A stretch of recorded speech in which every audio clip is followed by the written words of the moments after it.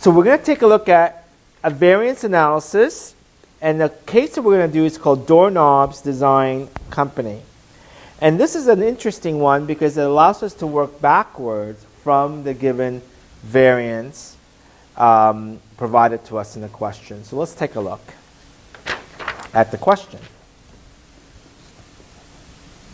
So this question starts with James. He's the cost accountant and the business analyst for this company called Doorknob Designs Company, and they make expensive brass doorknobs. DDC is a short form, uses two direct costs, direct materials, direct labor, and James feels that the manufacturing overhead is mostly related to the materials usage. So that's the cost driver. Therefore, DDC allocates manufacturing overhead based to production based on kilograms of materials used. So normally, the cost driver for these overhead are either machine hours, labor hours. This time, we're going to actually change this up by actually allocating variable and fixed overhead using the kilogram of materials used. So naturally, if there's inefficiencies in utilizing these materials, there's going to be inefficiencies in variable overhead. Makes sense, because if the driver is inefficient, the use of the driver is inefficient, it's going to create inefficiencies in the variable overhead as well.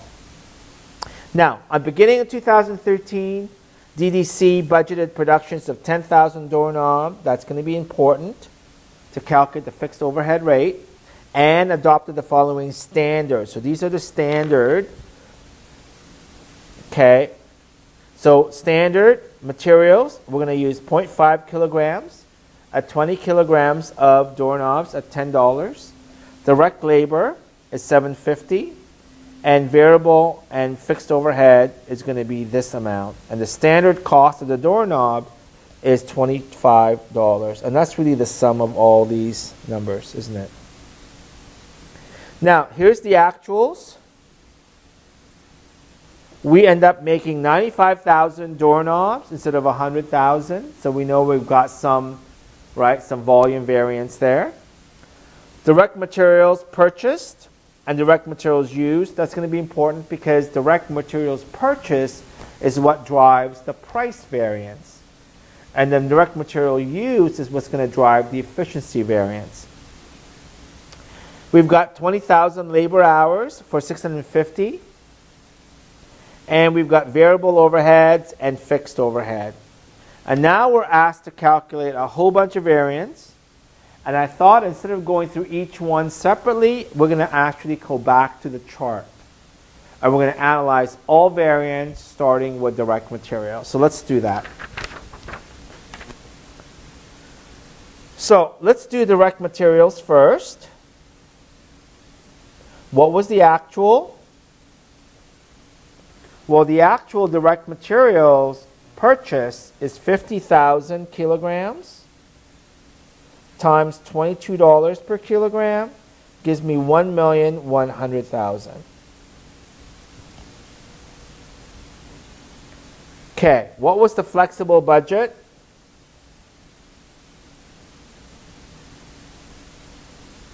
So we need to know the output, right? We made 95,000 doorknobs.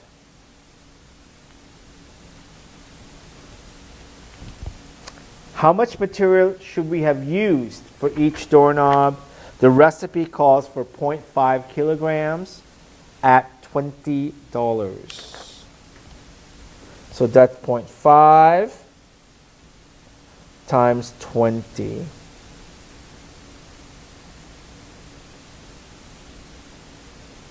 Now, when we're doing the middle piece to calculate price and efficiency, we need to know the actual input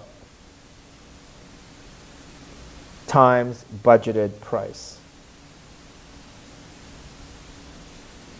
But we need it for two pieces. We need purchase and usage. Why? Because the price is going to come from the purchase. Okay, so how many did we buy? We purchased 50 kilograms at $22 per kilogram.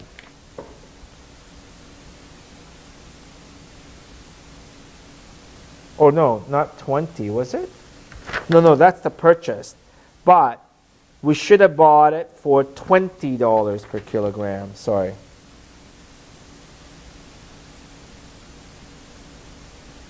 So we know we have a price variance of 100,000 unfavorable price.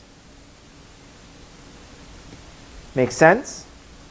Now, what did we use? What did we use based on the actual doorknobs of 95,000 times 50, so 45,000. No, actually that's not true. What did we use? What was the actual input used? It's 45,000 used. That's what it is.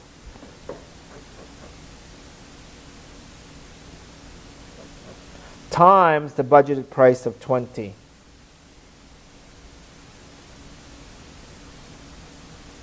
So now you've got a variance here of 50,000, and this is favorable because you end up using less than what I originally budgeted for. And this is called efficiency variance. Okay? So with materials, it's important to highlight what we bought to determine the price variance and what we use to determine the efficiency variance. For direct labor, what was the actual for direct labor? We were given that, and it was 20,000 hours time for 650, so the actual is 650. Now, what was the flexible budget for labor? The flexible budget is going to be how many doorknobs did we actually make? We made 95,000 doorknob, and how much should we have taken it? What was the number of hours? It should have been 0.25 hours at 30.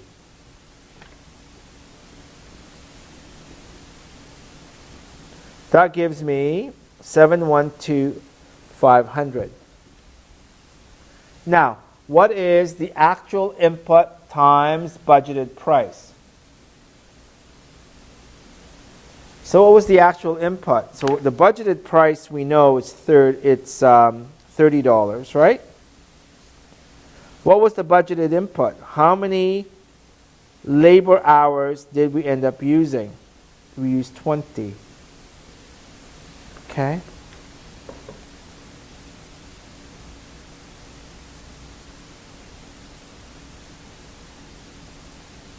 So this tells us that we have a price variance of 50 unfavorable.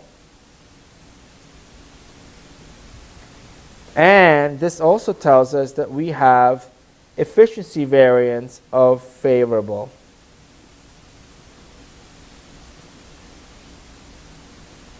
So this really gives us a complete picture of how we're going to analyze all the various variants in this company.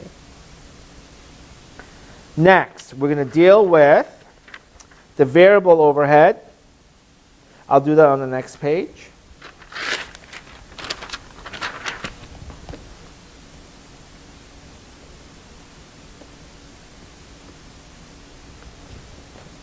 So variable overhead. So first we want actuals. What was the actuals? That was given to us. It's 400,000, right?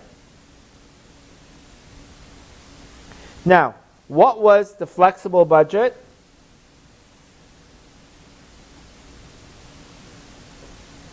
The flexible budget was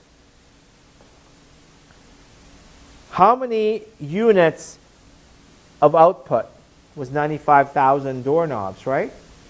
And each doorknob required 0.5 kilogram. Remember, we're driving the variable and fixed overhead based on the material usage. If you remember the case fact, it says kilograms of material. So that's why we're multiplying it by 0.5 kilograms.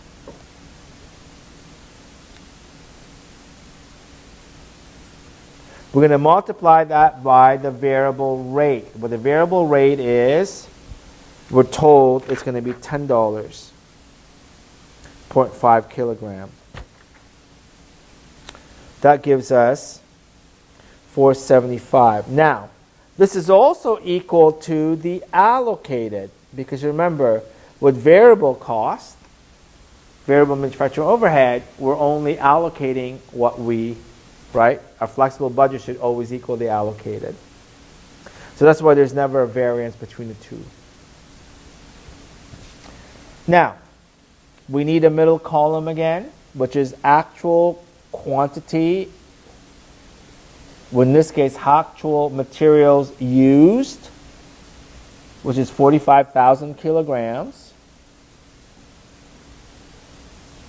times the budgeted rate. And what was the budgeted rate? We're told that it was going to be $10.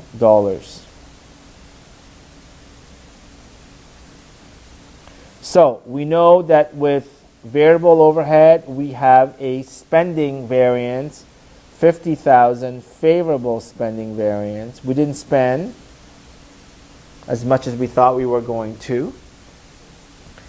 And the difference between these two is 25,000. That's also favorable efficiency variance. So we end up using less material than we budgeted.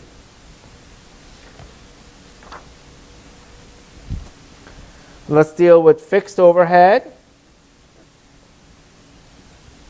So again, what was our actual? Our fixed overhead actual, we were given at 350.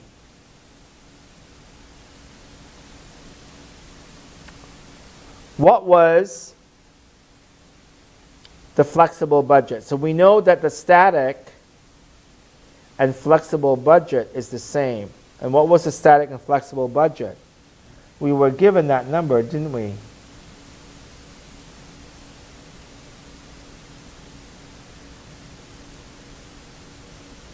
Well, okay, so why don't we calculate that, right?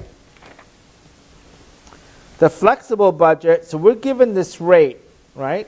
We've got, it's 5 kilograms times 0.5. How many kilograms? It was 50. How many kilograms of, well, no, sorry. The denominator level should be how many doorknobs were we supposed to make for the month? It was 100,000 doorknobs. So I'm just going to do this at the bottom here. So the denominator for fixed overhead, we know there was 100,000 doorknobs, and each doorknob is supposed to be 5.5 kilograms.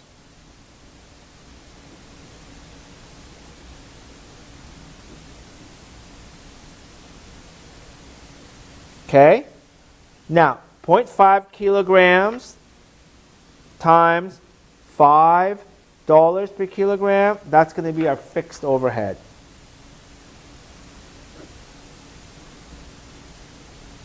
So our budget, so this is interesting because in this question, normally we're given the total fixed overhead budget.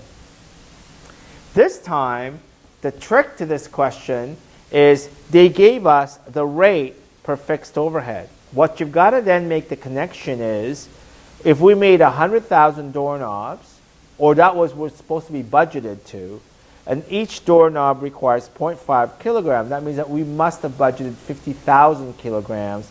At 5 gives us the total budget of fixed overhead of 250.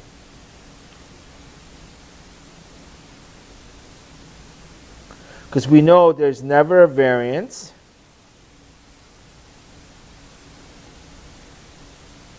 And this is a variance of 100,000 unfavorable.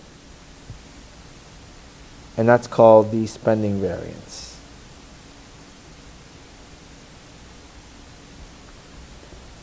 Now, what was allocated? How many doorknobs did we end up making? We made 95,000 doorknobs, and each one is supposed to be 0.5 kilogram of material. That should give us 47,500 times, what was the rate we're supposed to allocate using $5, right? So that's the allocation. We allocated less, again, at 12,500 unfavorable for product volume variance.